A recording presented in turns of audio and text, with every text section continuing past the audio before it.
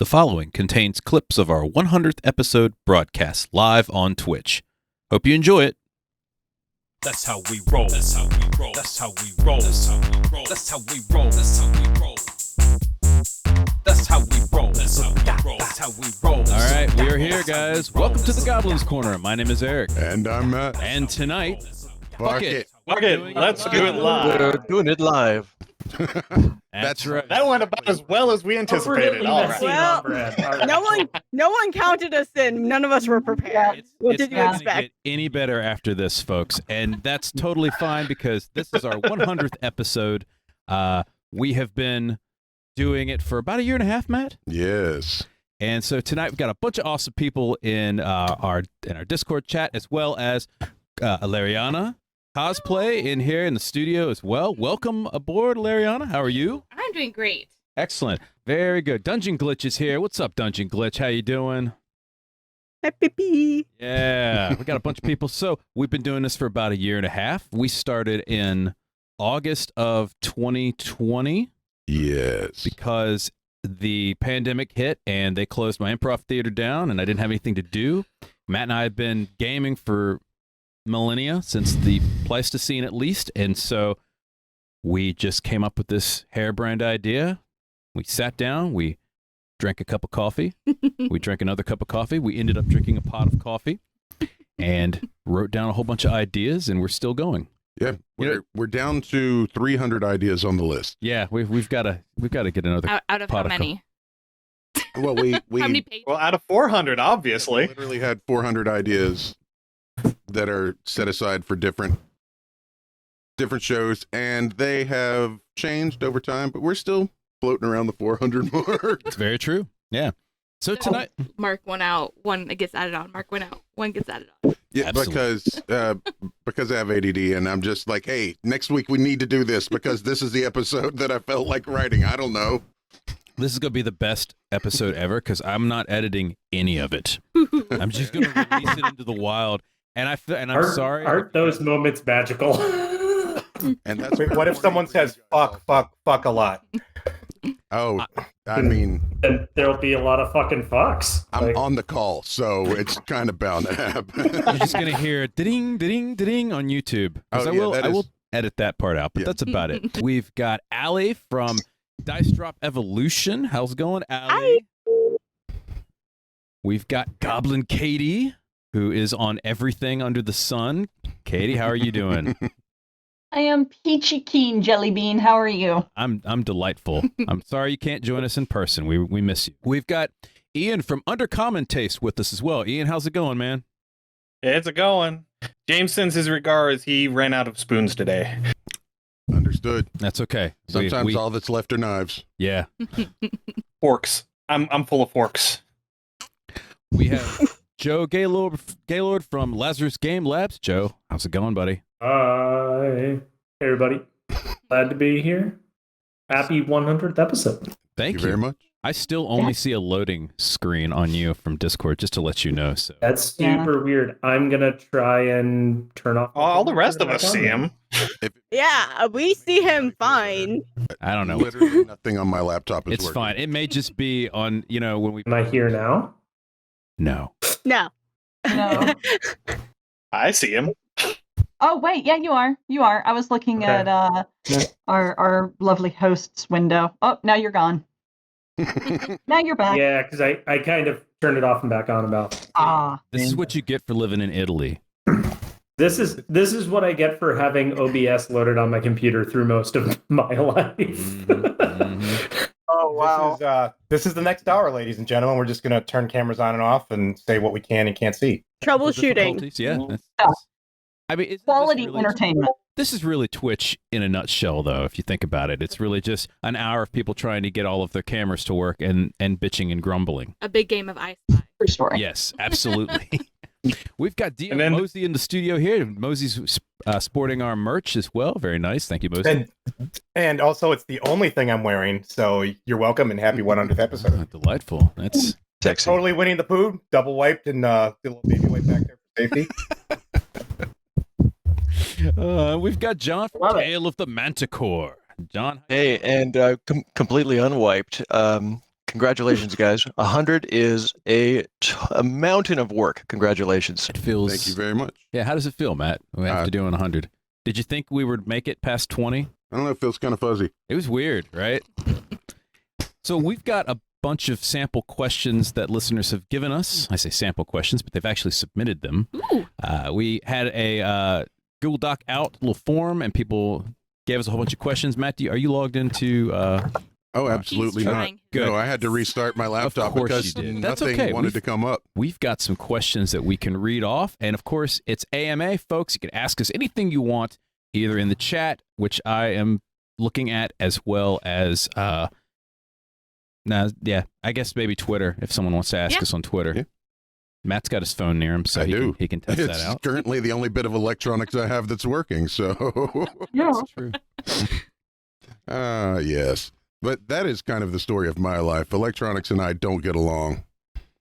This is very reminiscent of our All Clerics game, where we spent the first 45 minutes of every night trying to get all of the technology working before we'd actually play. Yeah. We had on D4 we had sound issues for like the first 30 episodes. True. Like at the start of every episode we'd have to work out sound. But we've got it now, like 130 in, and we've got it down. That's Sweet. good. Nailed 30 it. more episodes. We're not going to have any more problems. Oh, Eric. that's That's all I heard. I'm glad to hear that. I could tell you, and for those of you who stream, who are either watching or listening, or of course everybody in the Discord, a lot of you guys stream as well. Audio is our Everest. It has consistently been our Everest, and then the next Everest is video. But once you get those two things done, it's gravy. It's all downhill at that point. So. And we're standing on top of the world. Alice got her dice. Unless something fails. Unless something fails without without any reason. Sure. Or you decide to integrate a new platform. Yes. or they update the interface or backend on something. Yeah. Let us Make change, look for trouble. Or if there's rain or snow or wind or sunshine, that can fuck things up too. But other than that, it's really easy. Someone breathes on it wrong. We're breathes on it wrong. It's sad, but it's true. All you need Move to the do is abolish the microphone. weather. Move the microphone, a tap to the left. It's over. It's done. Yeah. Goodbye. Episode 100, folks. 100 people that record something, Just bitching about audio. everyone bitching about All of us that record and edit anything. Damn. All the episodes. Yeah. And the best part, this started with saying that he's not going to edit anything, so this all stays in. That's so. Oh, Yeah. perfect. This Yeah. is Yeah. this is like learning about the man behind the curtain in The Yeah. Wizard of Oz, like just the veneers thrown back, and everyone's like, "Oh my god, everything sucks" before they edit it. Everything's like put together with tape, hoping everything stays. Like, all right. It's not even duct tape. It's not like good tape. It's like gift wrapping tape, and you're just like, all right. Yeah. No, it's not It's really- dollar store gift wrapping tape where you can't find the end and you go into the Yeah. circle. Oh, yeah. It's like weird strips of it, and you're just like, what Right. the You only have fuck like is a happening? 4-foot strip about a 1/4 inch wide. Yeah, I exactly. thought about doing a podcast, and then I started asking people who do them, and the more I heard, the more I was like, no. Yeah, I was This going is to not say, happening. I feel like this is a super important conversation for people just starting to hear. Yeah. The answer If is you you want don't it- need that in your life. If you want to start a podcast, it's not as easy as we make it look. A lot of us are sleep deprived and will edit till 3 a.m. Hi. Luckily, the money's really That's good, why though. I'm lucky. I'm just talent. I don't have to deal with any of the tech aspects, except on my streams on Sunday mornings. I get to deal with it then, but largely I just sit there and play games. Yeah, I'm the unicorn. I decided that I was going to GM and then edit and then post and then do all the other content because I'm also a graphic designer. I want to die. Someone save me. You say unicorn, I say masochist. Yeah, if Same anyone difference, Embrace the yeah. power of and, Matt. Oh, okay. No, that's You can be a unicorn and a masochist. They're not mutually exclusive. so. She wants to die. If she does die, will we be beating a dead horse? Ah, Oh boy. Greeted well by played. silence. Well played. That's the joke I was hoping for. We were just all wondering if we're going to correct you that a unicorn's not a horse, or whether that's Yeah, just too nerdy. it's a celestial, but okay. Sure. I mean, you could say that. Or Fae, depends on If the you're edition. playing D&D. If you're playing D&D, this is true. So one of the Which questions I that people always am. have asked us was, how did we come up for the name Goblin's Corner, Matt? And why did we? And we kind of mentioned why we started the podcast, because we didn't have anything better to do, and honestly, because we wanted to like help people talk about gaming, overall. But where did we come up with the name Goblin's Corner? Well, what we want you to picture is two people holding a conversation in the corner of a bar over copious amounts of coffee and possibly booze. And this is just two people talking, which for the most part is exactly what it is. And goblins, because we have a strong tendency towards chaos. I approve. I'm not wearing my chaotic neutral shirt today. I should have. That's okay. I'm wearing my coffee shirt instead. And I'm wearing my martini shirt, so it works out. Why not have both coffee and booze? That's exactly what Matt has right there. Boozy coffee is the best. Yes, indeed. I on Sunday mornings I will let my chat decide what kind of booze I put in my coffee. I give them 3 options, and only those 3 options, because I ain't putting gin in coffee. That's wrong. Oh, I can do it. Oh, I'm I drinking can make gin it right work. now. Best Bloody Mary on the planet, my friends, is a gin Bloody Mary. Taught to me by the epic bartender Dan. It's actually a Bloody Caesar, but it's because it's got Clamato in it. But gin Bloody Marys, my friend, delightful. I mentioned this the other day. I was thinking about starting an OnlyPants where literally I just sit around and listen to creators talk about their projects and and have a an NDA so that I just am not allowed to talk to anybody else about it. Just so people can get it off their chest. So like a weird version of Shark. Oh my god. That's brilliant. That's kind of funny. The thing is, I think that would actually go over well. Yeah, no, that would get some pretty good response, I think. Yeah. The number of disclaimers about not being an actual therapist might have to be up front. Yeah. Yeah. Okay. It's a dynamic. So I gotta be closer. Yeah, it's a dynamic mic. Gotta get up on it. Get up on that mic. Get up on this mic. Jason, JSON, wrote to us and said, "What's our favorite episode, Matt?" Oh, hey, what's up, Jason? That's a great question. I like criminal organizations. Lots of people like the criminal organizations. Yeah, I really enjoyed that. What about you? What you got? Any of the ones where we just come up with ridiculous creatures. So any of the creature episodes. The custom fairies, I think, was really fun.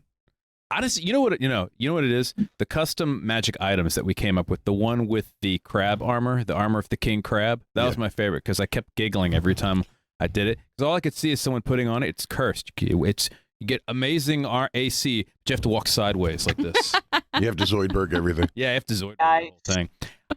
That always makes me laugh whenever I think about that. So basically, your favorite episodes are the ones where we throw chaos at the wall and see what sticks. Yeah, kind of the shotgun approach, I suppose, is the way to... That seems on brand. Since we have a bunch of people who occasionally DM here or permanently DM here, I have a question for the panel. Oh, this sounds good. Oh, Lord. What is the campaign that you would love to run, but you know it's going to take a specific group to play?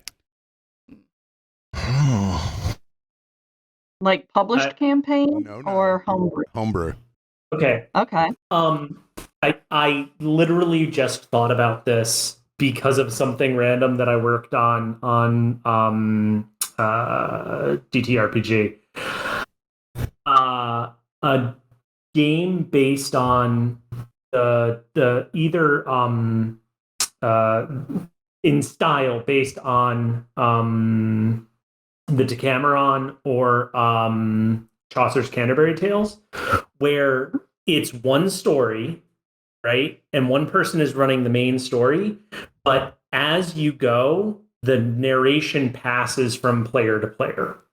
So that you go partway through and then you stop, and when the party rests, it's somebody else's turn to tell a story. And then you play like a one-shot that's inside that person's head. And then you play a one-shot inside the next player's head and the next player's head. And it's something that I want to play it as a campaign, but I kind of also want to build an entire system around it because I think it would work really well. But you would need a very specific group because everyone would have to be able to share that DMing duty. Sure. So I love round robin. Saturday morning game that I play that I actually just finished. We've been doing that and passing around DMing with the domains of dread. And everybody is kind of making up their own domain, and it works real well with the right group. I love that. But you definitely need the right group, and that's the key thing to it. But part of the fun of this is also that the story is being told in the voice, in the style of the character from the main story, right? Cool. So it kind of adds that little extra wrinkle to the whole thing. Oh, I like that. That's cool. Yeah. I have a love for dark stuff, which Matt can vouch for. I have always wanted to run not a Avernus, but a game that's set in hell, with players that are basically somehow win the chance to go back and atone for whatever they did in life that landed them in hell. And it's basically each player has an arc within the story, and they have to get the forgiveness of whoever they wronged. So they get quests that they have to do to earn this person's forgiveness. That sounds really cool. I love a good redemption story. Yeah. Yeah. That could be a lot of fun. And if you wanted to be an absolute monster at the very end of the campaign, it was all a hellish delusion because you're in hell.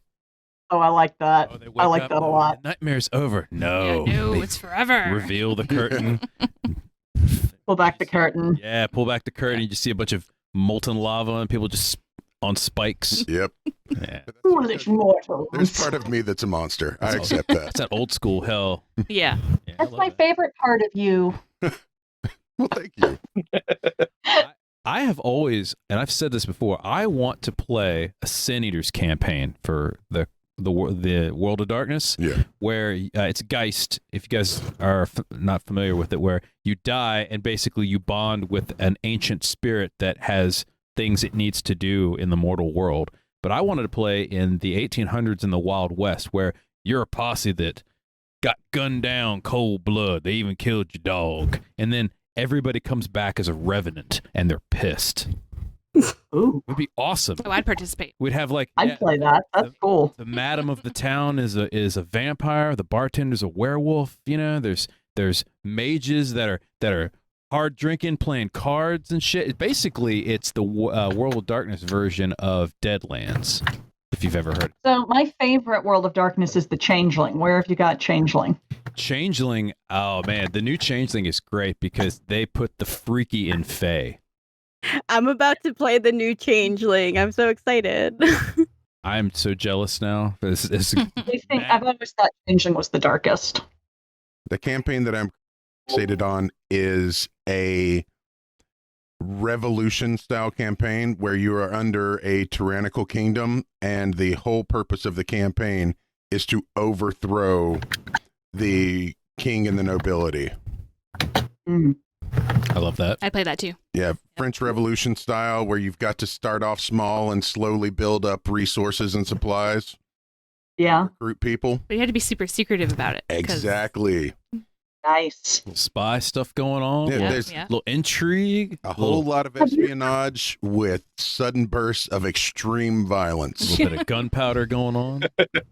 That sounds great. I love it. The game that I've been batting around has been in my head ever since I started listening at the very beginning of the World Build With Us podcast.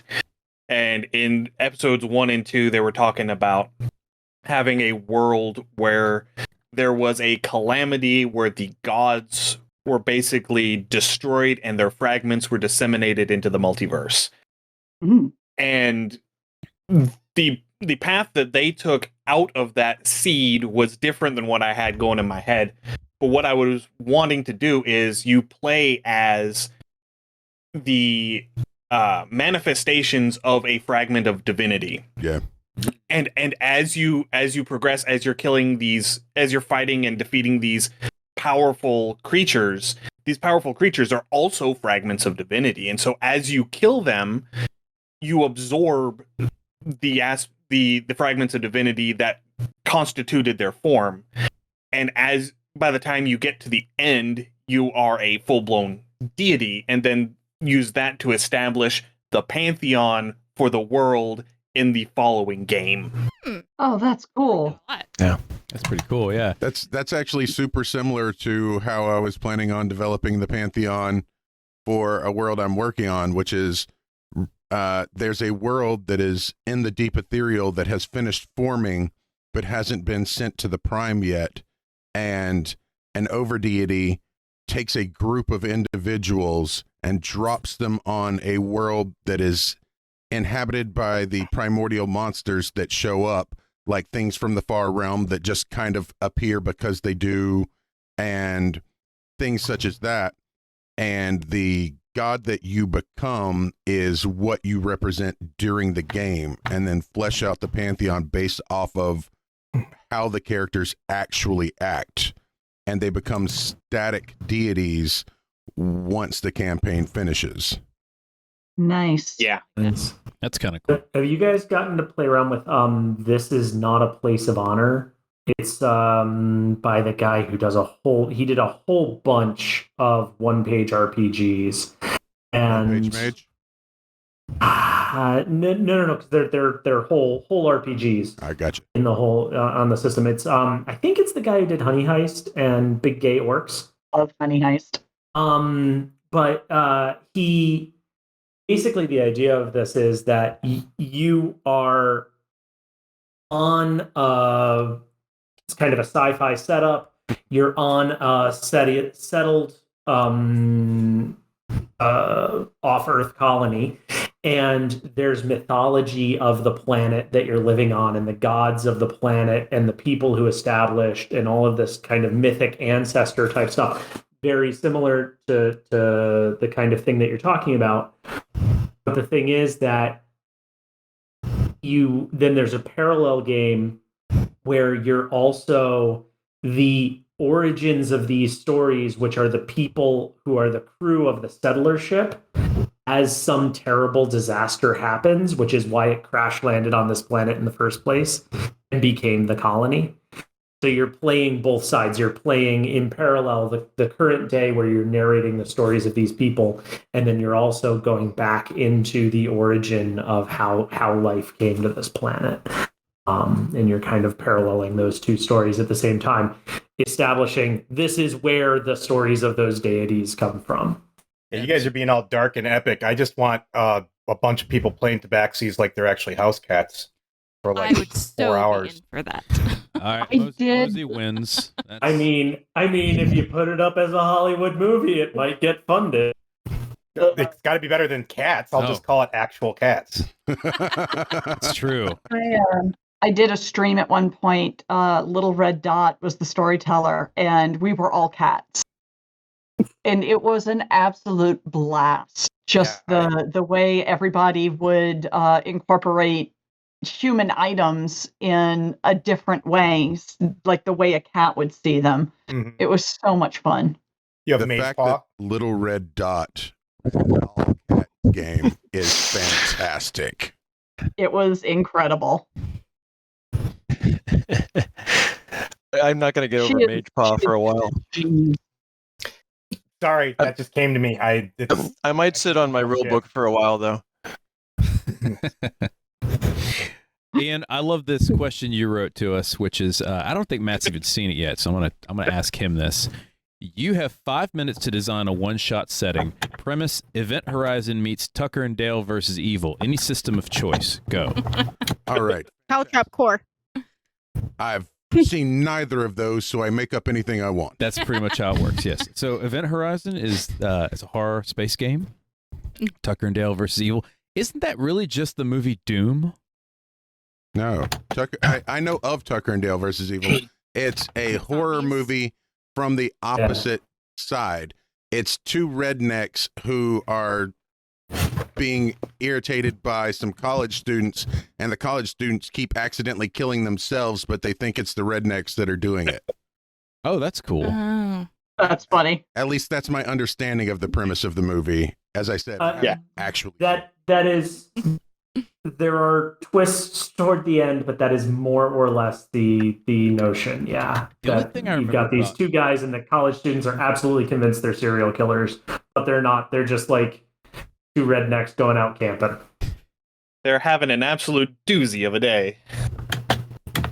Yeah. When I watched Event Horizon, the thing that got me was, who would design a ship that looks like that? Honestly, you know you're going to be spending a really long time on this ship. Why wouldn't you make it more comfortable? Why would you make it all creepy and Why does it look like creepy? Pinhead's bedroom? Yeah. Because it was built by the lowest bidder.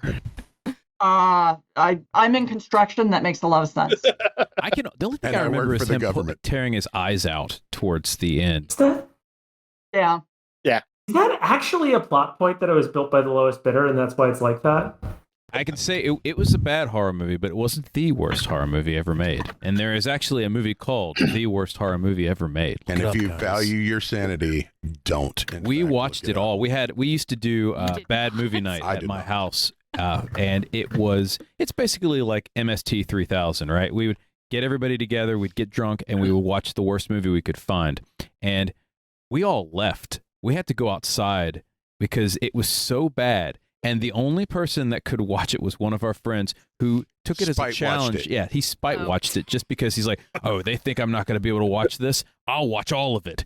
And he sat in there like a stone and watched all of it. There, I've completed it. I was like, dude, we were outside. What did you get?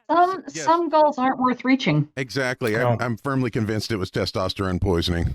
It was bad. It was a bad movie. Have you seen Troll 2? Troll 2 is the worst horror movie ever made, even if there's another movie called The Worst Horror Movie Ever Made. I've got a special place in my heart for Troll 2, though, because it's just so bad. It's because Nilbog, right? I mean, Nilbog.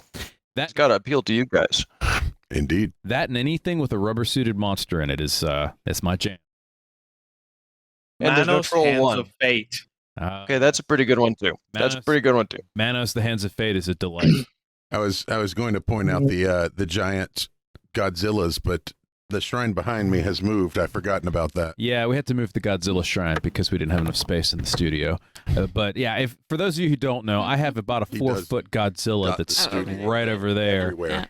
And at some point, I'm going to plug a Raspberry Pi into him and make him a giant jam box and just walk around with Godzilla on my shoulder, which would be great. Nice. Nice. Lots of Godzillas in the studio. And of course, this delightful, which Matt has mentioned, like, people don't know that there's a cat with a machine gun behind me in most of our videos. I approve. I listen to you mainly as a podcast, so it is. It's for you, Mosey. It's a cat. It's Mage Paw. Funny. What does that say? Mage Man? Mage Paw. Mage Paw? Mage Paw. I love everything about this. That is adorable. So when you said Mage Paw, the first thought in my mind was, oh, great. Now that I know they don't even have to jump up on anything to knock shit off of the shelf. They could just be assholes from the ground. Exactly. Yeah. It's 100% An true. unseen servant. That's my is just laser pointer everyone they floating come in across the room. contact with. Well, that's dancing lights. Cat stage hand. That's so dangerous. Right. Now, what would be hilarious is if you replace beholders with cats. Give them the same abilities as beholders, but make them cats. A cat holder. Think about it. No, because beholders are supposed to be smart. The world would end. Everything. Is it like a cat head? Is it a cat head on every eye stalk, or is it a cat eye on every eye stalk and a big cat head? I like no. It's a cat. It's a cat head, and all the eye stalks are cat assholes because that's what they do. That's what they do, or that's what they are. Look upon my star-shaped anus and fear. Right, That was the problem with cats. They got rid of the assholes. Right, It's the brown eye of Sauron. That's how cats stay alive. Every time a cat shows a human its asshole, it lives another day. That's how they stay alive. And when they curl up in a corner and stop showing you, they die. I want somebody to clip this phrase that we just had. This is just this like 15, 20 seconds of video talking about cats' assholes. I just want to see that on repeat for the next year. Oh, the cat holder. I thought you were talking about a real cat's digestive system. I was like, I mean, I'm not Googling either of those. So not what I really was. No. Not even I mean, that is readily cat available. I anus? could get that in a moment. But I would like to point out that anytime there is a random monster that gets created on this show, it's Eric going, but what if we mixed a random animal with a beholder? Like beholder is his baseline. I mean, that's how we got the beholder shark. Beholder shark dude. Okay, so You have a spreadsheet out there somewhere with all of your list of everything, and each one that's a beholder, you gotta highlight. It's going into the book we put together. Yeah. It's gonna a few more monsters. It's and the entire beholder chapter. Yeah, there will be a beholder chapter on that. All the little assholes. Oh, dude, it looks like Garfield is a beholder. Oh my God, send that to me. This is terrifying. Now, this is the campaign I want to play since I never answered that question. I was waiting for the right moment, and this is that moment. That's my big bad. John, it's just Garfield. It's just Garfield. Send that to me, my friend. That is amazing. I'll put that up on our site. That's incredible. Garfield as a beholder. It's coming your way. Coming your way. That's some straight up. Not just as a beholder, all the eye stalks are assholes. That's an important part. That's right. Because when you get paralyzed by a cat's butthole, your life is just that much worse. Well, that's what they say. Yeah, that's what the elders say. Damage. Well, I'm speaking from history here. That happens every once in a while. I'm just going to pick and choose this one, Matt, because I like this idea. And this will go to the rest of the group here as well. I think you all will enjoy this. If you were to be ported physically into a game setting, which would you choose and what character? That's from Autumn, who you've actually met at DragonCon. Yes. Ooh. Yeah, Autumn Keegley posted that to us. Aleriana, do you want to go first? I kind of do. Okay, so I'm a really big Final Fantasy fangirl. So if we're not doing Dungeons & Dragons all in general, if we're just doing games, any game, I would love to be transported into the 14 MMORPG and just live in that world. That story is it's amazing. Oh God, what's his name? What's his name? He's got the white hair. He's super hot. No. Fancred. Yes. Yes. Fancred fangirl here. Yes. Fancredalicious. In that world. Can you have a crush on a computer game? Yes. Absolutely. Okay. 100%. Have you met the internet? Right? Don't Google that. It's Rule 34, folks. Exactly. You can have a crush on those of us that grew up knowing what Jessica Rabbit was, yes, video games are not. Yeah. Hollywood. Yeah. Yeah, I would probably say, honestly, not just that one, but any of the Final Fantasy series. What about you, Eric? Me? Yeah. If I were to be transported into a game. Yeah. That's a tough one. It doesn't have to be a video game. I kind of want to be. If I was transported into a cartoon, I'd have a better answer. That can be the next question. That will be the next we'll question. follow up. Okay, so the follow up for that. I'd say game. I'd probably be transported into. I guess D&D would be great. I mean, I have enough of it. I would certainly if I would go into D&D, it would be either the Forgotten Realms or Eberron because I'd know everything, so I'd know where to go, and I could mess with people. And I would be a wizard. Be able to survive better. And you'd be a wizard. Yes. I would be a wizard every time. Yes. Or and if I were to be specific, it would be 3rd edition D&D because then I could be a spell to power erudite, and no one would fuck with me. And be like, what is he doing? He's thinking really hard and making the universe. But maybe we'll just go over here. Yeah. Honestly, I would mostly just build stuff. It'd be fun. I'd have a nice castle. The Minecraft of D&D. Yeah, it would have a hot tub on it. It'd be delightful. You know, there'd be a beholder cat. Fabricate kind of hanging out. stone. It's gonna. There it is. I knew there was a beholder coming. Yeah.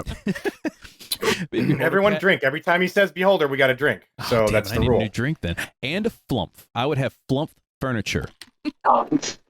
You monster. I know. I'm going to hell for that, aren't I?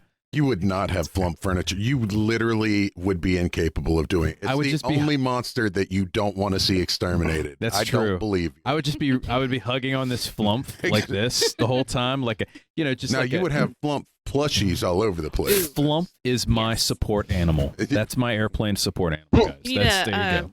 Bumper sticker on your car. Flump is my co-pilot. Yeah. Yes, Flump is my co-pilot and his noodly appendages. Ramen. All right, Matt, what about you? Oh, that's a great question. Clearly, I'm going to go Faerun. Clearly, I'm going Cleric Bard because I exist as me. Yeah, no, that's Nice. we would rule the galaxy together. It'd be great. We would find a spell jamming helm. We know where it is because obviously, what's his name? Blackstaff's got one. Yeah. We just go gank it from him. I know where the Nether Scrolls Off into the Phlogiston to Faerun laser cannot X's on survive me planets. showing up. That period. I know too much. Yeah. I'm playing so many systems right now, guys. And none of them are D&D, so that's wild. That's cool. Perfect. I wouldn't say changelings because I would die in like 5 seconds. Probably I would go into mutants and masterminds because it's just modern day but spicier. And that's currently what I'm playing now. The question of if I would have any powers or specialties at that point would just be like how much trauma my person has gone through. Yeah, I don't know. I guess I'm more of a mutants and masterminds like person when it comes to like being teleported into somewhere. So at least like I'm comfortable in where I was teleported and I can deal with the consequences and I won't get too psychologically messed up from it. Sure, and if something goes awry, a gun is still a gun. Yeah, a gun is still a gun, exactly. Sure. Yeah. Can I go ahead and just go out on a limb there and say that nobody should be in the Marvel universe? Because the Marvel universe is really wrecked. You guys. get to pick your class. You go out for a coffee and the whole Starbucks explodes because there's a goddamn villain just hanging out, and I asked for extra MCU cream. or comics. Listen, and those are some things. Those are now things that we deal with, and that's fine. We deal with everything else. I'm just Wait, that doesn't have to be going? Like Call of Cthulhu. Call of Cthulhu would also be a shitty. That's a terrible choice. I will take anywhere along that axis. Yeah, I would choose. I would rather definitely go. I'd rather definitely go like superhero masks, mutants, and masterminds, whatever, rather than let's do Call of Cthulhu. It's a hard pass. No. Katie, what about you? What would you be in? It's kind of funny that you mentioned you wouldn't go changeling because that's the one I would go for. I would be a changeling she of House Scathach, which is the martial house. So I think I would do fairly well there. Fae Valkyries. Yes. We'll always see. Yeah. Nice. What about you, Ian? I'm gonna have to dive back into video games. I'm gonna go Mass Effect. I want my Omni tool. I really want my Omni tool. Oh, we going get video games? Oh, if we're going video games and Animal Crossing, I want to do nothing all the time. Leave me alone on my island. I'm fine. Yeah, exactly. My neighbors, one of them's annoying. That's fine. We'll kick them off later. I am the ruler here. I discovered New World, so I'd have to go with that as my video game setting. I freaking love that game. But for a TTRPG, I would probably go with Electric Bastion Land. It's just a really, really fun setting. In a sort of twisted, nothing is actually fun sort of way. But that I just love the vibe of it, and that's probably where I would where I pick if I were to pick a TTRPG. I also have the split of video game and TTRPG. Both of them are kind of like the Animal Crossing comment. Everyone wants like these very high power adventure things. I just want to like have a nice, relaxed, calm, quiet existence. I've been replaying Super Mario RPG. I picked up a Super Nintendo Classic. That would be a lovely universe to be in.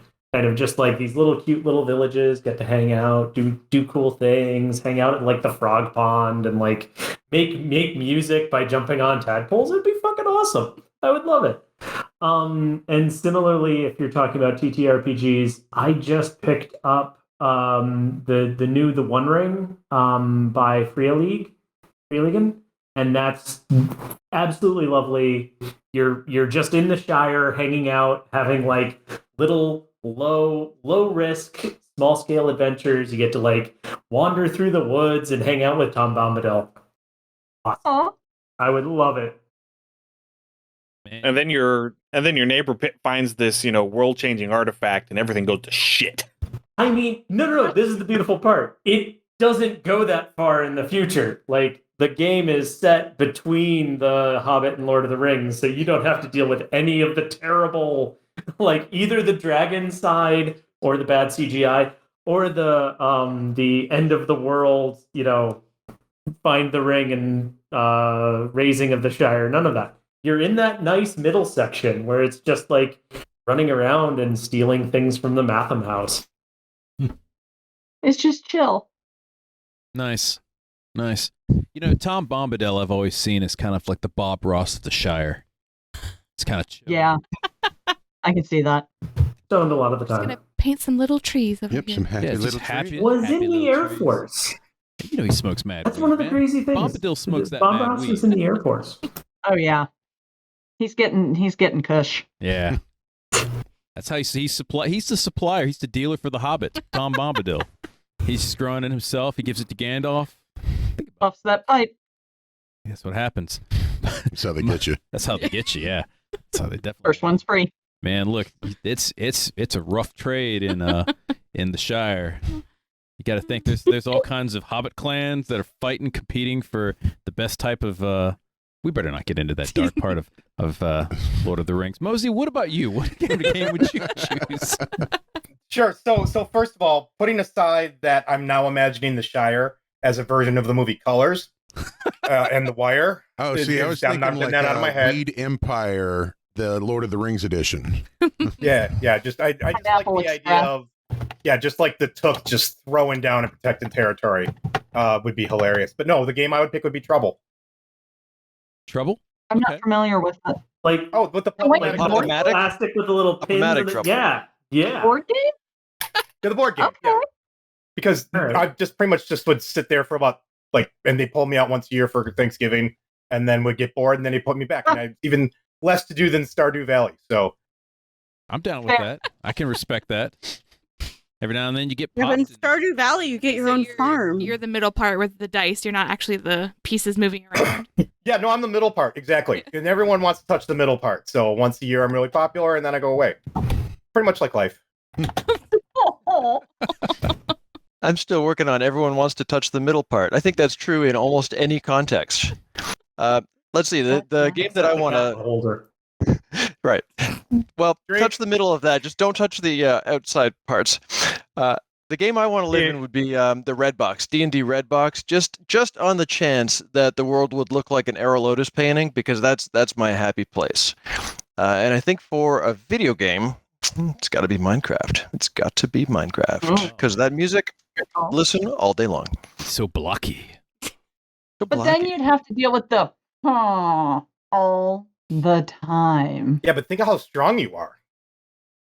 You're carrying It's got to be solo mode too. I don't want to be surrounded by 11-year-olds. That would be a terrible world to live in. No humans. I don't want any. It would be like a Twilight Zone episode. Like, you can choose any video game that you want to live in. Oh, I'll take Minecraft, and then it's just you and a bunch of 11-year-olds for the rest of Yeah, eternity. that's the monkey paw right there. Welcome to Black Mirror. Yeah, that's definitely Black Mirror. Nothing but a world full of 11-year-olds. Yeah, now I have a second. I'm going to play Call of Cthulhu before I do that. Matt, we forgot 2 other games that I would have fun living in. Mm-hmm. Shadowrun Chummer. Absolutely. Because, it's time to be... that allows you to tap into your monster. Urban renewal all day long. Exactly. And Starfinder would be a delight to be in because we could finally go meet the little aliens that are basically a nose with a ball that they roll on. I mean, if we're doing that, I'm going Spelljammer. Spelljammer? Yeah, yeah. Well, I mean, Spelljammer. Spelljammer's a class. Did you see D&D's post for yesterday? They should. So good. So good. Now, is Skyrim an option, but can it be Skyrim, but I do nothing? That's how I play Skyrim. Just hike a lot. Just going hiking. Yeah, I just want to be like, well, this is fun. And then just like be like, oh, there's a dragon over there. I'm not going to provoke it because that's not my business. Right. Skyrim's down. All side quests. Only side quests. Eclipse phase. Wait, All the crafting. Peak post-humanist RPG is what Drunk Watcher said. Peak Eclipse phase. You guys familiar with that game? Mm-mm. Peak post-humanist. It sounds interesting. So very much like I'm picturing like an E.M. Banks culture series novel where you just kind of like you could be anything you want. Yeah. If I'm incorrect on that, that's because I haven't played that game. But I'm definitely going to be grokking that soon. Someone asked us, what is an episode you haven't gotten a chance to create due to time, budget, or involvement, Matt? It's always time. It's always time. It's always time. Oh, no, it could be budget too. Well, I mean, currently all this stuff is paid. Well, I mean, yeah, we haven't done like a big. I want to do like some kind of elaborate thing. Okay, I want Matt Mercer's basement, but I don't know about you guys, but I mean, I want a big dragon head walls behind of me. everything and be able to. No, let's be honest. You want Joe Manganiello? I almost Fantasy Tavern. Yeah, you want his basement. Full fantasy tavern. I would have. It would be great. It would be a gigantic beholder shark just behind me. There would be nice. I would have a throne on that the looks wall like a Godzilla. swordfish. What's that, Matt? I said on the wall like a swordfish. Yes, exactly. What if you just got a painting of one, like a gigantic canvas painting? No. It needs to be a mounted one. It needs to be mounted. Yeah. Big old game table with a custom TV built into it.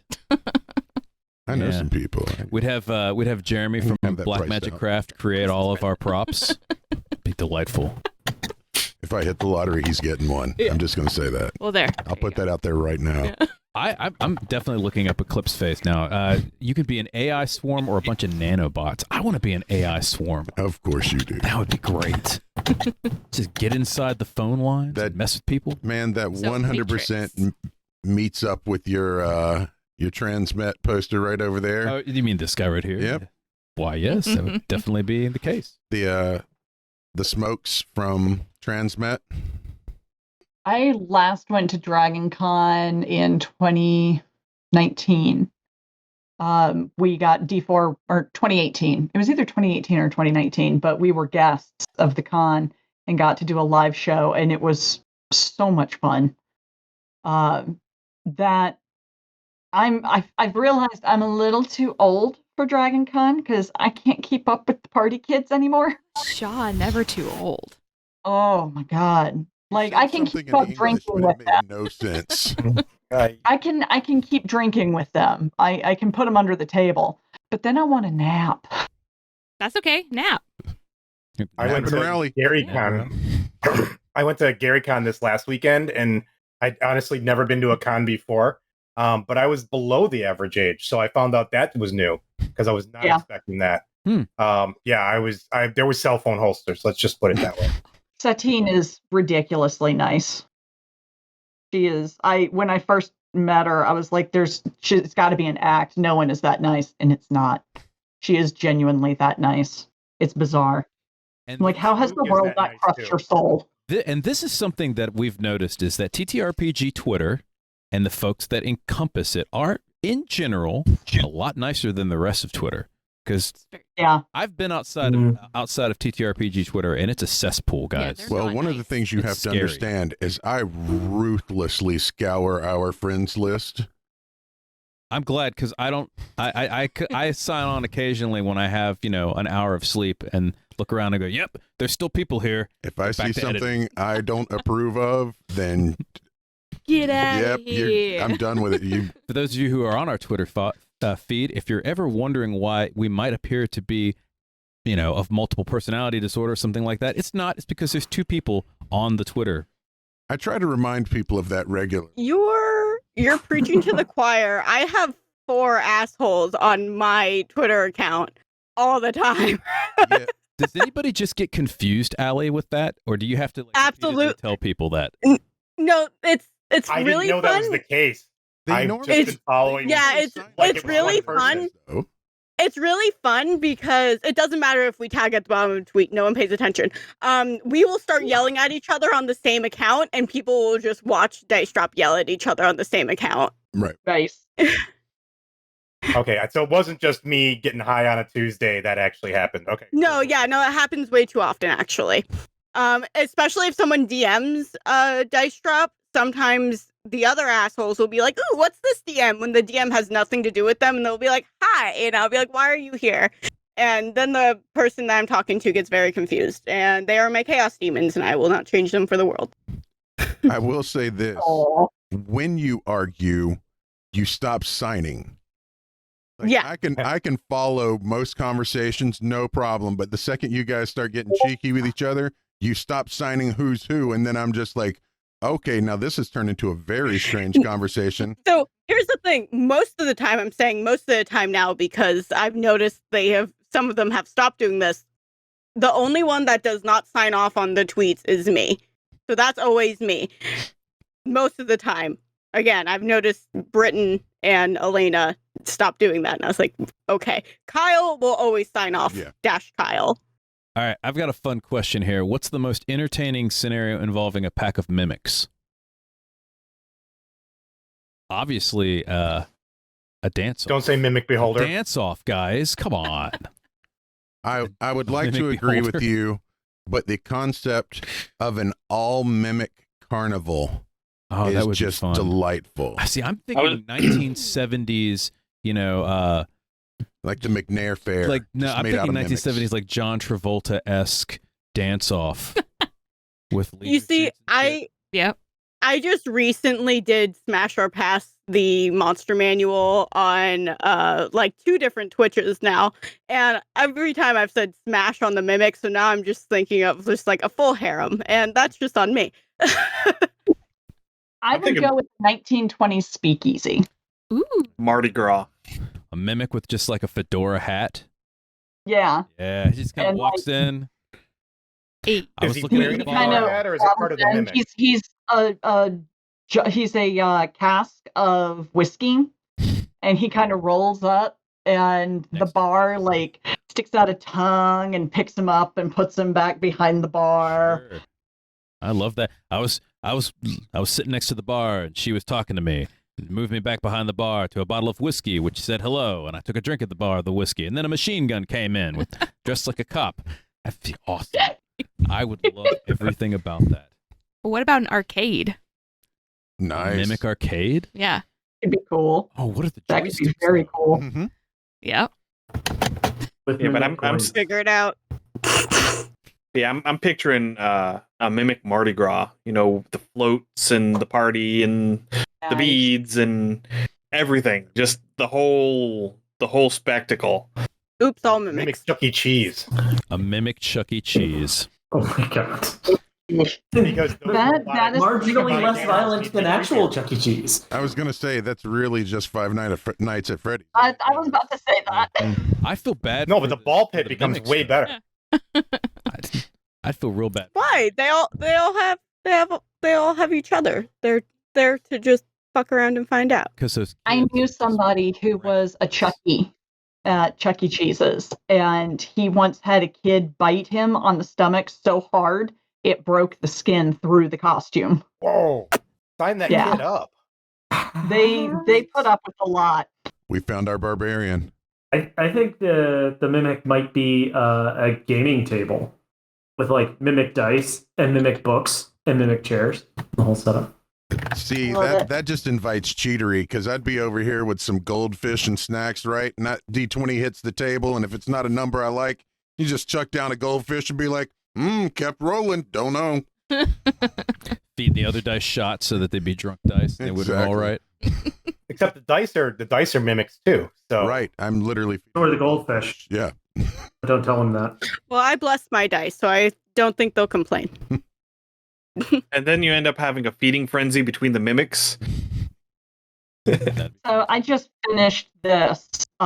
Instead of a dice jail, I have a dice room. Hang on, I gotta move these. And it's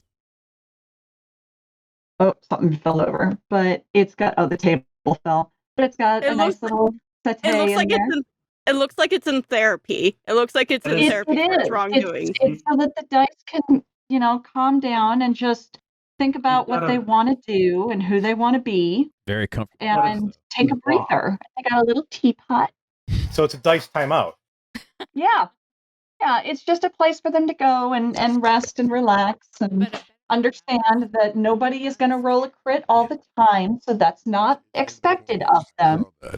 For those of you who don't know, Katie actually just sleeps on a giant pile of dice like a dragon.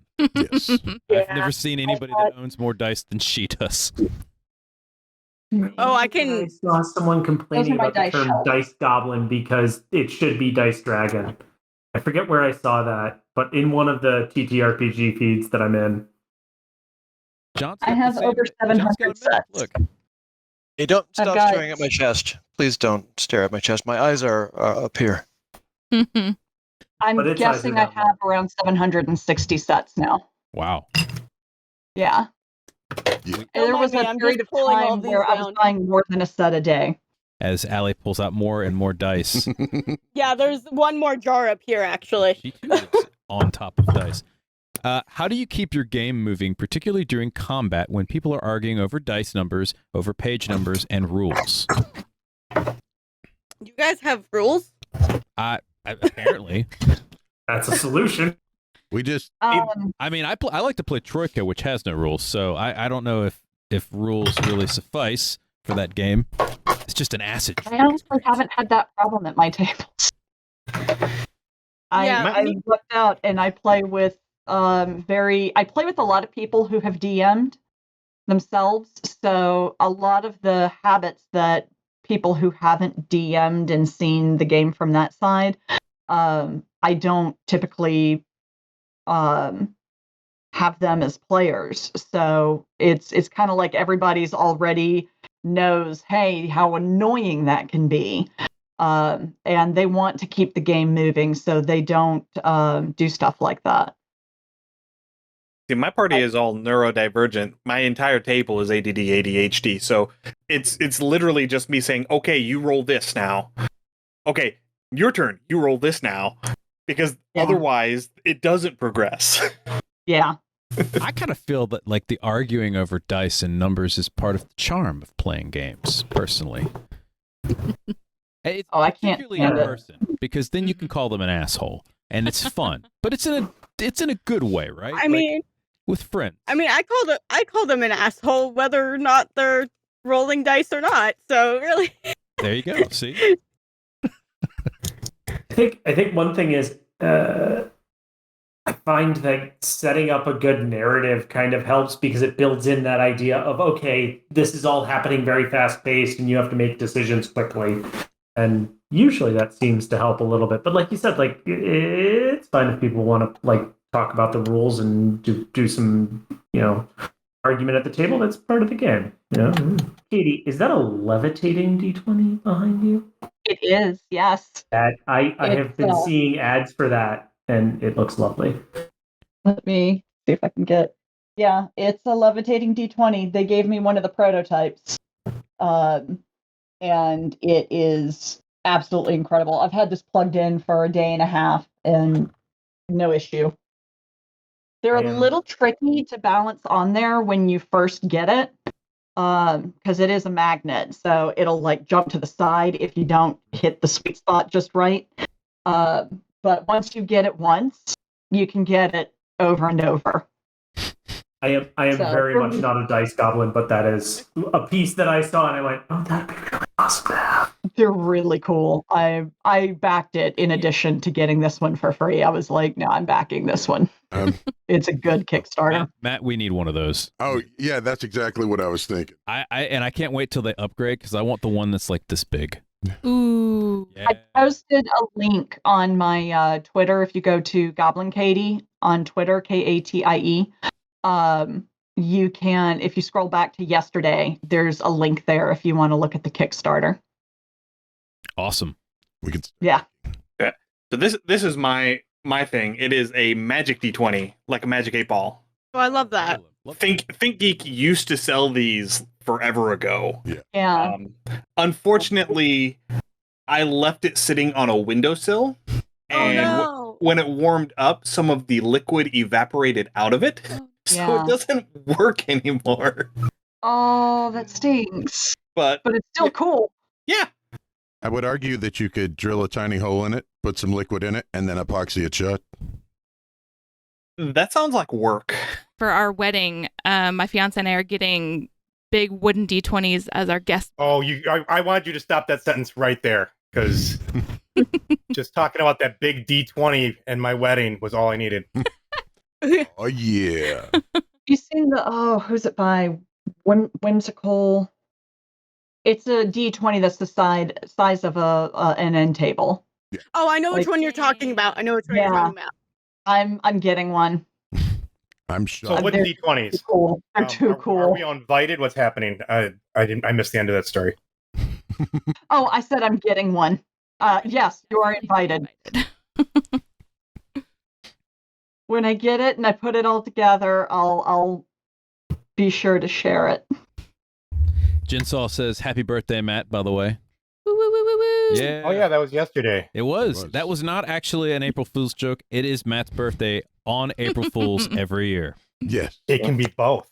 It could be yes. But it's very fitting, knowing Matt. It's also a terrible idea to prank me. Yes, it is. Because that is a portal you do not want to open. A lot of as a general rule, I don't do practical jokes on people because I don't take practical jokes well. Yeah. I always overreact. So I am of the opinion if I can't take it, I don't dish it out. That's good. On my personal Twitter yesterday, I said if anybody pranks me today, I will cry, and that's how I feel about pranks. So many people go for stuff that isn't funny and is just mean. Yeah, exactly. Yeah, that's the difference. Well, it's because I would prefer to fill somebody's house full of water balloons, right? I'm not going to tell them that I'm getting a divorce or anything nonsensical like that, or I'm pregnant or I'm dying. Like that's just garbage human behavior. Yeah, do something really fun. Fill their car full of oranges. Yeah. See, then they have plenty of citrus. Yes. They won't die of scurvy. I was going to say, so they won't have scurvy.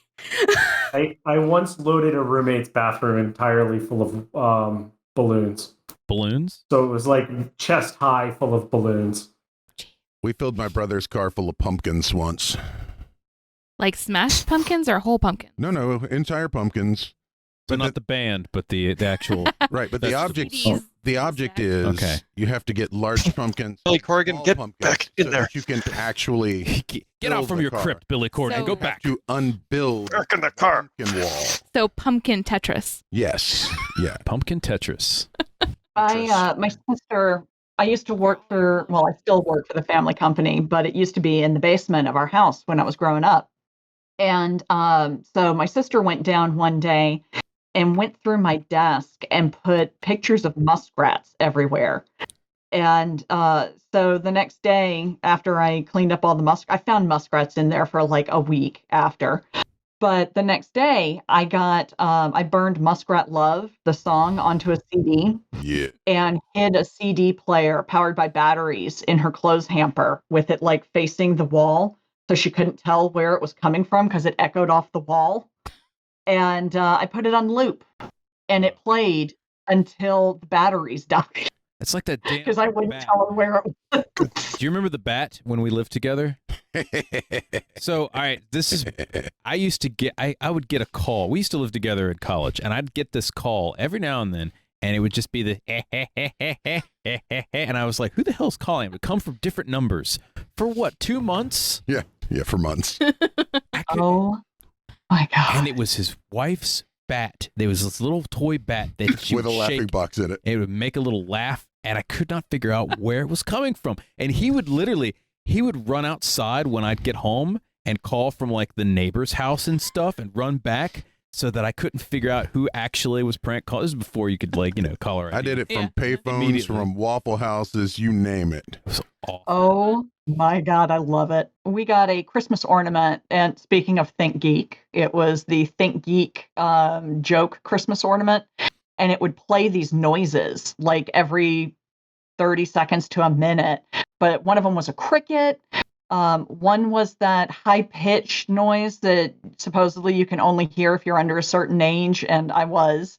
One was a beep. Like, they were all, but they were real subtle, so you wouldn't notice it unless you were sitting in the room quietly. And I couldn't tell where it was coming from because they just gave us this cool little ornament that had robots on the side of it.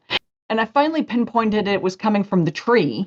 And then I pinpointed the ornament and I rigged it because it operated by weight, contacting the string with the top of it.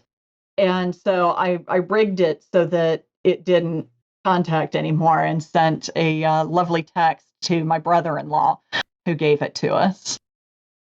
I was not happy. So let's discuss murder really quick. Yeah. What a segue. Oh, that wasn't a segue. That's part of this conversation. Oh, wait. Because murder is what would have happened. Although, speaking of murder. Speaking of. No, go ahead, Joe, please. I'm okay, to hear what you so have to say about murder. a friend of mine posted a picture of something that she did for yesterday that reminded me of something that I had previously done. She made what appeared to be Reese's peanut butter cups. Except, and they were perfect, but they were filled with baked beans. Oh, I was thinking something far darker than baked beans. Oh, no. You don't have to get much darker than that. Like, if you bite into a Reese's peanut butter cup and you expect peanut butter It's and just you like get baked Cincinnati beans. chili, though. It's fine. It's not. No, that's not fine. That is, no. Cincinnati chili is a bad interpretation of a bad interpretation of a bad interpretation. Yeah, Cincinnati chili is already not fine on many, many levels. Would it be child abuse if I did that to my kids? I once got a box on April Fool's Day, a box of Dunkin' Donuts Munchkins. This is when I was back home in the U.S. A box of Dunkin' Donuts Munchkins, and I very carefully made boiled Brussels sprouts, which I covered in chocolate. And they are exactly the right size and shape that if you put them in a bowl of Dunkin' Donuts Munchkins, they blend right in. You can't tell. They just look like a chocolate donut hole. And I thought this was great. I put them out, and people kind of picked and choose. And I got one person in my family initially. My sister bit into one. I went, ah! And I got exactly the result that I wanted. Then my dad sat down at the table, looked at him, picked up one of the munchkins, and I'm like giggling to myself. I think this is the funniest thing.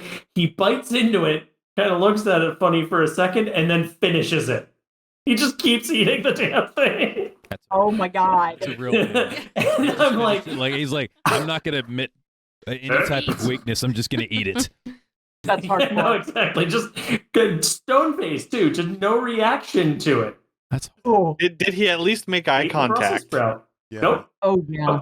Just Prolonged ate eye Brussels sprout contact. right through. Just through there. Covered Brussels sprouts. Did you kick a flump afterwards, Joe? How dare you? Going to hell. Oh, here's fun. Everyone will love this question. Favorite D&D version and why is it 4th edition? We don't hate 4th edition. Mine is actually 5th. I really like 5th. I think it's rules light enough to allow for freedom at the table, but it's got enough there for people who maybe aren't as comfortable with mechanics to feel supported by the system. It definitely has a much lower barrier to entry than the older editions. Yeah. Yeah. Older editions, like if you've got edition 1 laying out there, it feels like you're reading an engineering manual. In fact, even the writing, you can tell it was written by nerds for nerds. Every table needs a slide rule. 5th edition, you have things like advantage and disadvantage, and if someone can't understand that, role play is not in their place. Like that's just not going to be a thing anymore. And I like 5th best because it's evolved.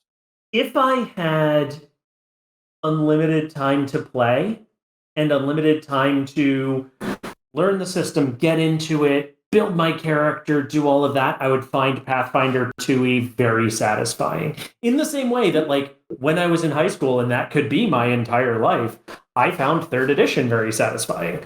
It's great if you have unlimited time to pour into it.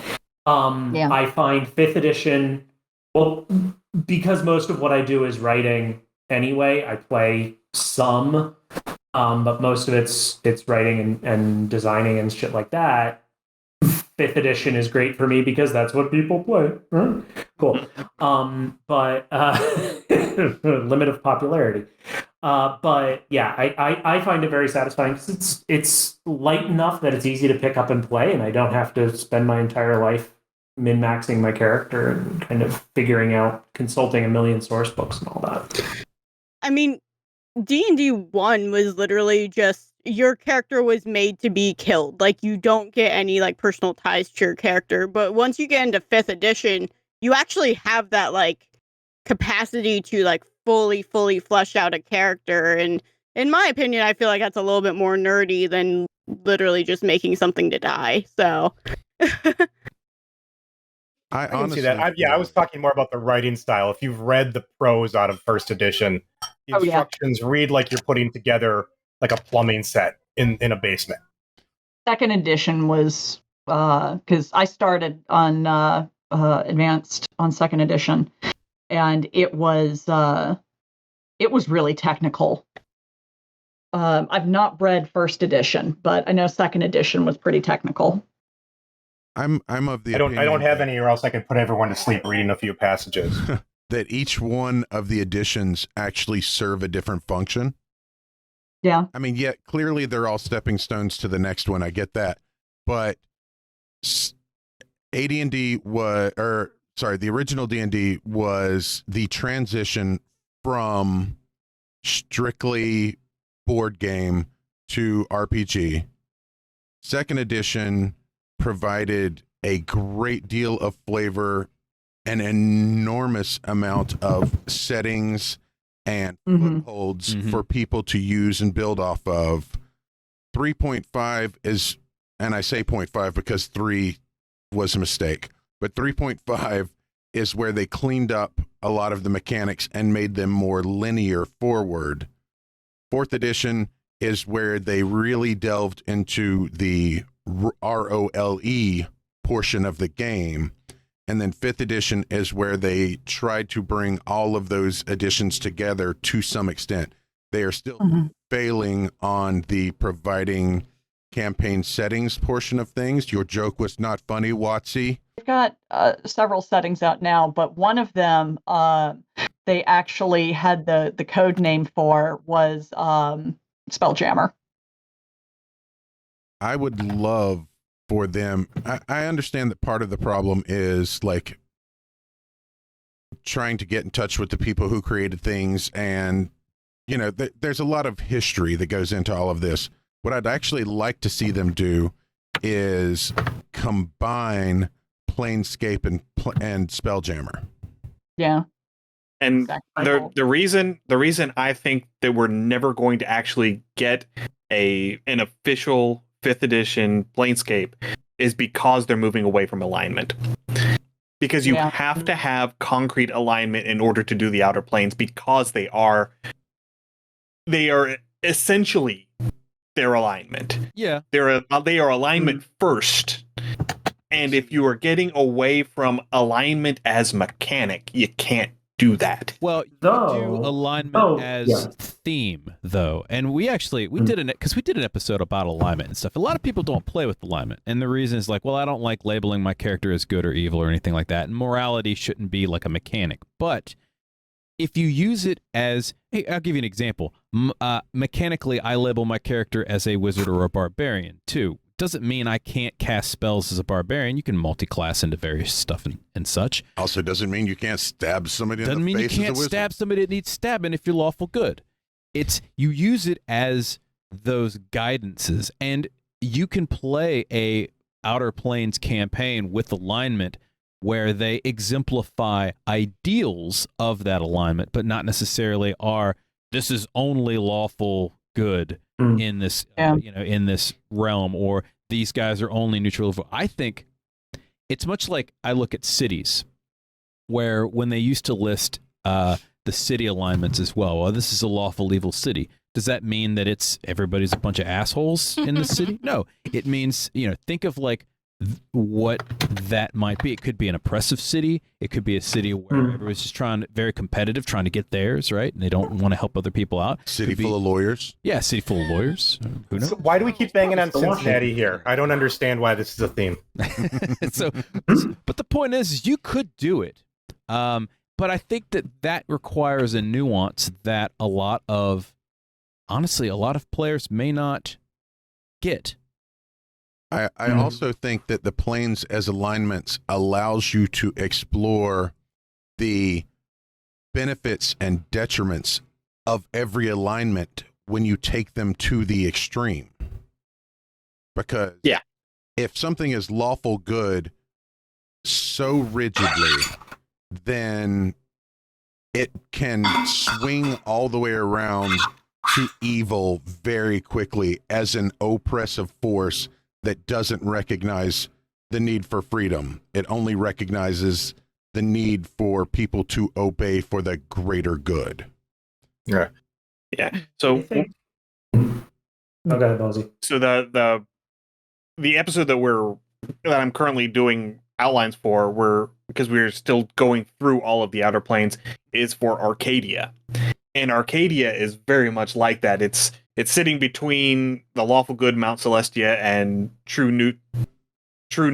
lawful neutral Mechanus. So it is in that space, and so it is a lawful good plane, but it is a lawful good for the benefit of the most people, from the perspective of the person who's in the group of people. So what's good for my group of people? Right. I don't care about your group of people, because your group of people isn't my group of people. Right. That is the feel that you end up getting in Arcadia. And so that is a very important thing, that it is lawful good from a certain perspective. And I would actually say the same thing. That's apt that you say that, because I think the reason it won't exist is, that Spelljammer, Planescape, that level. I mean, we're all, on the scale of 1 to nerd, we're closer to nerd. But 5e is extremely popular because you don't have to be a nerd to do it. My son spent 20 years making fun of me for playing, and now he's listening to podcasts and is like, I want to play. And I'm not going to throw him into Planescape. I'm not going to throw him into even Eberron. It's the reason it's Dungeons and Dragons, because it's Dungeons and Dragons. And once you start talking about relative morality and relative alignment, you lose a lot of the audience. And at the end of the day, it's still a business selling $50 books. That makes sense. I think given how much hate there is against the alignment system from the fan base, and the fact that they are increasingly pulling the two brands together, and this is not intentionally plugging the thing that I worked on, but this is a thing that I worked on between Phil and I think they're going to slide it over to something more like the Magic color system, where in MTG you have the 5 colors. Originally, white was good and black was evil, but they've really slid away from that, where black is self-interested, red is chaotic and free, green is natural and growing and expanding on its own, white is communitarian, which can be good. It's often more perceived as good, but like they've had white villains who are basically fascist because their entire thing is everything has to exist for the good of the community as a whole. Where again, so much of 5th edition is getting softer edges and fluffier and happier in terms of, you know, everyone gets along and everyone's, you know, the first level adventure is no longer ganking a cave full of goblins. It's a cooking show. How much is the radiance and all that? A lot of the planes is horrible. Like, and I mean, like, let's not beat around the bush here. You go off into the outer planes, you're going to get stabbed. And so a lot of players are playing more with character development and learning stuff and want to have more fun. And it's kind of hard to play when there's no source books on anybody doing anything nice, even in like Arcadia, right? I remember running a game years ago where they went to Bytopia, the dual layer realm where the gnomes live, right? Or the gnomes die and they go there. And when you're dead. But even then, it's like, oh, there's going to be encounters and all of a sudden, you know, you're going to have to fight. I was like, wait a minute. Maybe they just want to have a party and drink a lot, right? There's a lot of games where people play and they just do that. There's not a whole, they're not combat oriented. And having the first edition, we're a war game. Yeah. Well, and that's the second edition it's evolved to. Still that. Yeah. And so the planes and 4th edition was a TTRPG or MMO. But most of the planes came out of 2nd edition where people wanted more war games and more killing. And now that we've kind of pulled that back, I think you would need a source book to be friendly outer plane. I feel like even in 2nd edition, the people who wanted ROLE simply role played their characters. But the fact of the matter is mechanically, there wasn't any backing for it. Right, it's always, or certainly since 2nd edition, it's been a role-playing game, but mechanically, you didn't really make those jumps until 4th edition. There hasn't been a lot of official stuff. Right. And this is where we always say, like, you know, go buy some third-party stuff. I guess technically in 3rd edition, they actually changed the wording to defeating a challenge. You don't have to murder the monster. You can simply convince it. When you sex the dragon, you still win. Bards make sorcerers. Sorcerers make warlocks. And then warlocks ending up making more sorcerers. Or no, sorry. Sorcerer, bard, warlock. It's sorcerer, bard, warlock? Yeah. It's a very interesting life cycle of magic. The magic life cycle. Meanwhile, there's just wizards over here. I learned this through a book. Yeah. I did it the hard way. And the warlock's like, yeah, I sold my soul, but my patron was kind of sexy. So, boom, sorcerer's the next generation. That generation after that, they're born with all of the cuteness, but none of the innate powers. They're like, bard, let's just tell some stories, sing some songs. Magic flute. And then, you keep rolling it down the line. Meanwhile, the scion is freshman year of college, sophomore year of college, junior year of college. Yeah, pretty much like that. Here's a fun one. This is weird. What? Okay, someone did me a Monty Python reference. That's cute. What is... Oh, you have a flump and 2 random objects or creatures. Make your monster. Matt? All right. 2 random objects. What would the random objects be to combine with flump? I've already made a flump creature, which I'll go ahead and You reveal. have. Yeah. Now, it's 2 objects or creatures. Or creatures, yes. Right. So, a flump, a chaise lounge, and a quokka. A quokka? Yeah. The animal that looks like he's smiling. The one who, it's like a little teddy bear things. They live, I think it's an island off Australia, but yeah. So I think they're on Madagascar, aren't they? That'd be cute little Which flump. is not near Australia. Now, if only there was a connection to all of the world's knowledge that we were all attached to right now. If you can imagine a more comfortable piece of furniture, then I need to know what it is, because something that supports you physically and emotionally and smiles like that, I don't believe you. Like you just sit give me something down. better. It already has a tub of ice cream and some potato chips and the remote for you. It hands it to you with its tentacles. It hugs you, and you lay down. It's just like, tell me how your day was, hon. And it's just, it would be great. It's the new therapist chair. Yeah. I don't know if I create a cute one, but I have like in my head, I was thinking maybe the Flump and a dragon. Okay. And then like a fairy. I know that'd be really odd and weird. A flagon? Yeah. Oh, would their breath weapon just be like good vibes? Yes. Mm. Be the most chill dragon ever. I'm with it. I like that. That's nice. Yeah. That's nice. So I don't mean to call anyone out, but I'm relatively sure you guys did an episode on chimeras where you actually made a Flump chimera. Oh, that was like episode 9. I'm sure we have. There's so many flumps. You don't know. They 100% did a chimera episode. I remember that. We've done 3, I think. You need a whiteboard, and every time. Yeah, no, not 9. Oh wow, it's still going up here. I knew there was one. 31. So January 28th, 2021. There we go. What did we do? Are you serious? You guys didn't memorize that? It's not in show notes? idea. We don't memorize any of that? Come on. 31. Hey guys, something weird is going on with all of my stuff, so I think I'm gonna have to head out. All right, I've heard things falling. Are you okay? Yeah, it wasn't anything falling. It's just like I have my headphones on, but for some reason Discord notifications are still like coming up, like I can hear them. And now there's like weird things happening with like my microphone, just like I'm watching things go on and off, and I'm just like, this is weird. So I think I'm gonna have to restart my computer, but this was fun. All right, it was good seeing you. Thanks, Allie, for Actually joining us. seeing you. Bye. Bye.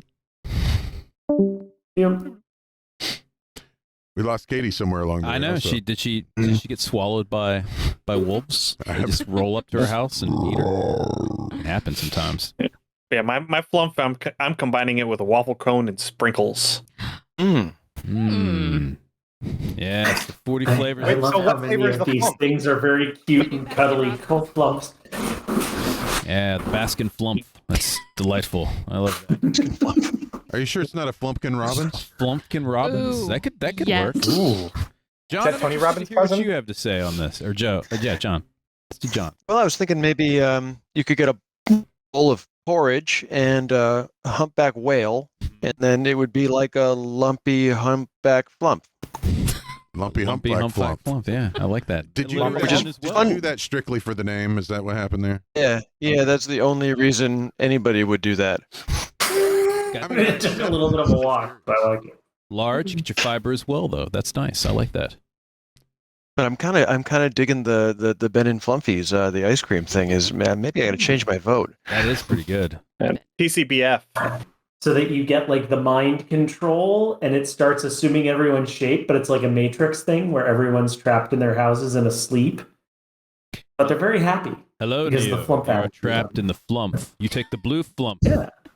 You stay within the flump. You take the red flump, then I show you how far this flump goes. We just replaced Matrix with flump. Yep, just place every word. Instead of the aboleth, though, what about what's that one that's been going around TikTok? The false hydra. Oh yeah. Yeah, the false hydra, and the oblex and the flump. So everyone like doesn't remember anything, but they're super happy about it. But then there's like just the like pseudopods wandering around the town that are just all of the replacements of the townsfolk. But nobody remembers. Yeah. In the first place. Or what they saw. No. They're just like, oh yeah, I saw it. I didn't see you 30 seconds ago. Is this the plot of Taz's balance arc? I feel like this is the plot of the Taz balance arc. That sounds good to me. All right, I think. I don't get what do the you think about this, Matt? A refrigerator and the flump and an oubliette. You call it a chill room. Sure, man. You just come in, chill out. It's cushioned. It's like padded walls and stuff. You can't get out though. Problems. An oubliette, a chill room is that's the pinnacle of euphemism. I've never heard one better. That's where the chill dragon is.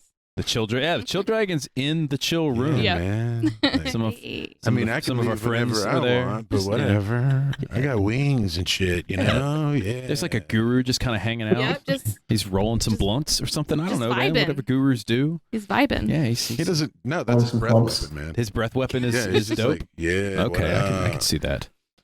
He's his own dragon bong. When you finish your 19th, 20th level character, your epic, either become a barkeep or a tyrant. Must be king, or you must manage this barkeep full of other ridiculous people. Much like that's kind of why I like the cartoon Fairy Tale. If you guys ever seen that, because all it is but just a bunch of random crazy wizards fighting the whole time, and the one who owns the place is more powerful than the rest of them. He's the master of it all because he's, obviously retired. Yeah. Retired adventurer. Sure. Yeah. I've never seen it, as you're aware. That's okay. I know. Well, you haven't seen a lot of stuff, so. That's factual. All right. We got one more question, and then I think we're probably going to wrap this up, Matt. Sure. So I believe, what question for our panel would you like to ask of us? Yes, Mosey's got a list, I know. I mean, I already asked the question that never got answered. Oh, what happened? What'd I miss? The game. Oh, we got to talking about we got to talking about the movies, and we never actually answered the question. Oh, I did. It was that I've never actually seen either of those, and so I would literally just run whatever game I wanted. I think that it would be, the game would start, you live in a trailer park and a tornado sweeps up your trailer and deposits you on Neptune, and you must fight demons. And we're going to use Monster Heart as the TTRPG mechanic of choice. Really, I figured that you would have picked Troika. You've only had the one drink. Like, you went way off the rails on that one. I just think, no, because I want to talk about my. No, you really did. Like, that's exactly the question, and it works. How are you feeling today? Other than the Monster Hearts, that's a little. I feel a little bit bad about this accent and everything. Oh yeah, you got it. Oh no, it's not. Because throughout the whole thing, he's trying to get together with the one college girl. Oh, yeah. It'd be great. Demons come out. You ask about their feelings. You try to, there's a little interplay. Maybe trying they have to help a class them out, together. but you accidentally end up murdering them. That's how we show how good Southern folk work. Man. Down on Neptune with all the demons there. Look, I meant to set the chainsaw down, but I forgot because I've been drinking. Well, shit fire, man. Just give me the damn gun and let me show you how it's done. Come on now. Owlbear's nipples or no nipples? Nipples. Rows of nipples. Yeah, I mean, that's only logical. See, I've heard good arguments that because it has a beak, they regurgitate their food, so no nipples. Like, how would you use nipples and a beak? That sounds. Oh no! You're assuming either like a good Saturday or a bad Saturday. I'm not. I'm saying vestigial nipples. Oh, okay. So non-workable nipples. What about milk lines? While we were on the subject of Australian animals, like which one is the ones that they don't have a full nipple? They just have like lines, like it's a gland that's on the surface where it's. I'm watching the rest of the group get slowly more and more horrified by my description of this. I have things to Google now after this podcast. This is great. We're gonna go in incognito mode and we're gonna solve this problem. It just goes to prove that Australia is a land of nightmare fuel. Yeah, we've got our planescape. It's just Australia. What is the worst topic idea you've ever had for your show? Whether you went with it or not. Monster Heart. Oh, you mean besides this one? Yeah, Monster Heart. Besides this one. No, this is a great idea. We were going to do Monster Heart, and the more directions we came at it, we were like two middle-aged white guys talking about feelings. A high school based Buffy the Vampire Slayer style game that is intentionally designed to delve into sexuality and emotions and stuff. Nobody wants to see two middle-aged white guys have this conversation. Nobody does. I will So we totally scrapped join it. in on that specific one. That nobody wants to see us talk about any of that. I agree too. Yeah. That's why we didn't do the show. Yeah, literally, we just scrapped it. That's the only show we've ever just straight scrapped. We thought So about you have it for a second. 299 ideas left. Yeah. Monster Heart ain't one of them though, unfortunately. And the thing is I love the game. I love the idea of the game, but I realize But we don't need to be the people having the conversation. we have enough emotional intelligence to realize that nobody wants to hear us talk about it. Yeah. And that's the thing. That's like your dad talking to you about sex. You don't want to hear them talk about that, you know? Just give me the CDC photos and get the hell away from me. All right? I just want, and that's the same thing with Monster Heart. We don't want to talk about that game. So play it. It's a delightful game. I wholly endorse it. I love it. I think it's great. There's a lot of really fun role-playing stuff. But we're not going to ever talk about it, guys. We don't talk about Monster Heart, and we don't talk about Bruno. So there you go. I hear you guys name drop so many different systems. What is a TTRPG system that you guys want to play that you haven't gotten to? So many.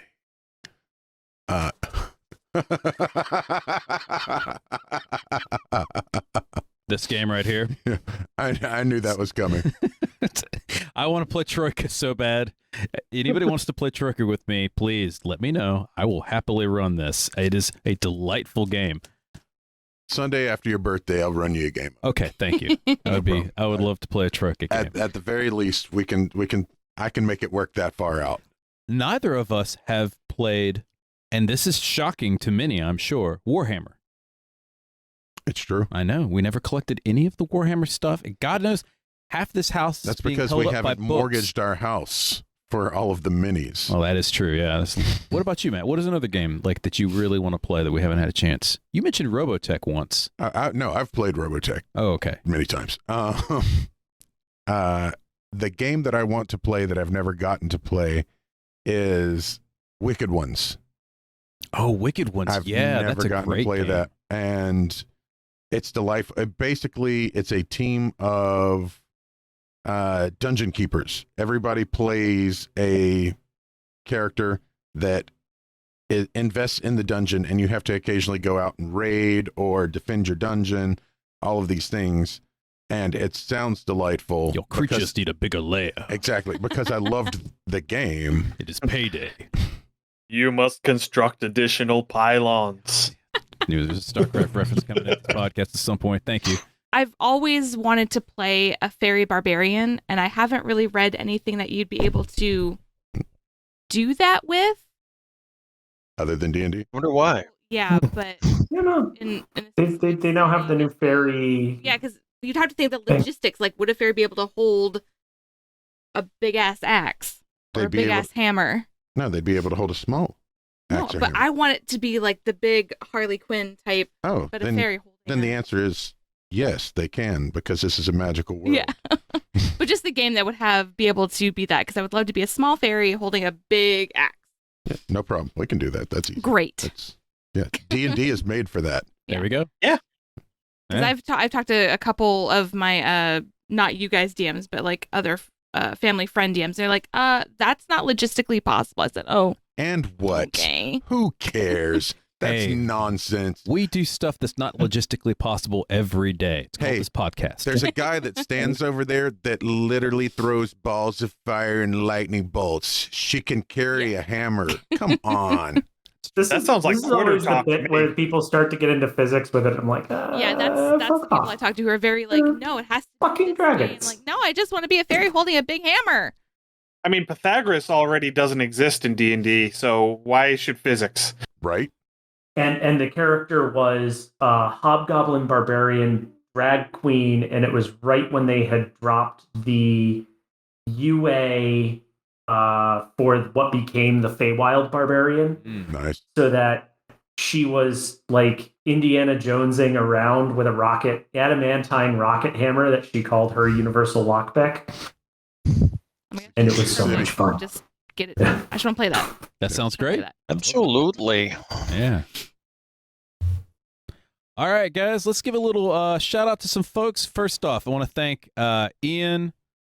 Thank you for showing up, hanging out with us. Joe, Mosey, John, We got Goblinkatie that was in here briefly as well. Eldritch Dream Games, we got to thank them for giving us a lot of stuff. That's true.